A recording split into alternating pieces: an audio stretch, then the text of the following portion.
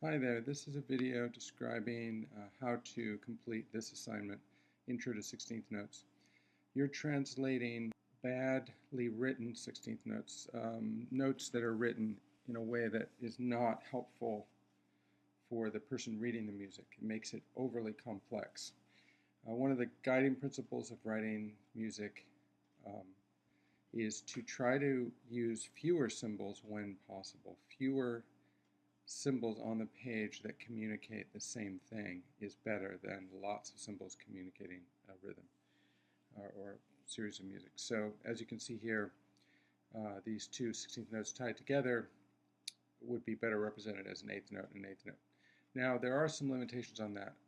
With 16th notes we want to beam by beat, so we want to be able to see a beat within a beam.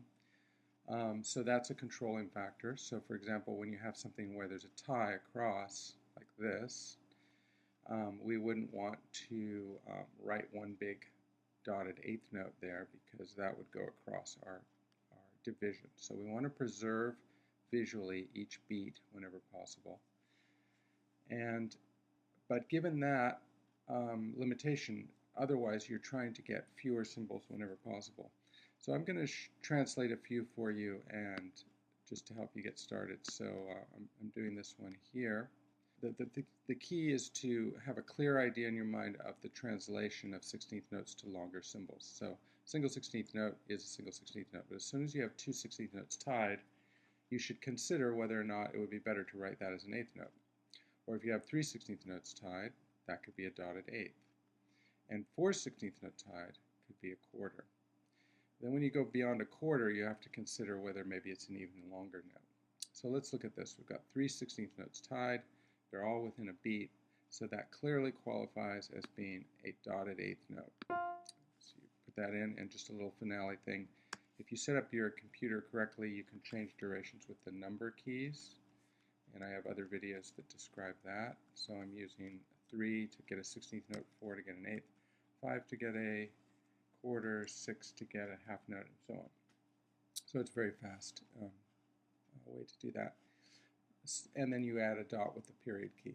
So now we have a dotted eighth note, and now we have this one final 16th note, which we need to preserve because we can't have a duration going across this invisible bar line here. So we need to have that be a 16th note. So we do that, but we still need the tie. We still want to preserve that value. So then we look at what it's tied to. Well, it's tied to something, to two 16th notes tied together. So we translate that. We say, well, we could write that as an eighth note. So that's better. Oops. Eighth note is better when possible. Easier to read. And then we look at the next one, two 16th notes tied. You can just use an eighth note.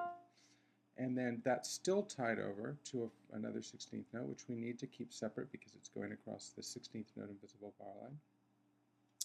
So we change that back to 16th, and we do our tie. Then we have three 16th notes tied.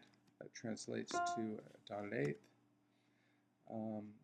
Then we have, there's no tie across the invisible bar line, so we just carry on to the next beat. And then we have three 16th notes tied, which would be, yes, that's right, a dotted eighth, and then a 16th note. So there you have the translation of badly written, inefficiently written 16th notes into the proper way to write these kinds of rhythms. Down below, you can see we have an extremely long duration.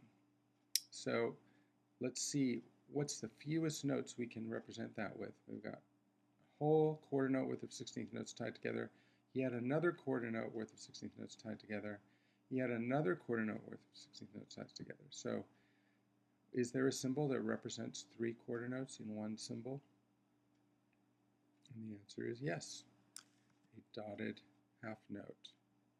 Put that in there, and then you just finish off with the last beat here. We've got a 16th, we've got a 16th, and we've got two 16ths tied, which can be represented as an eighth. And there you go.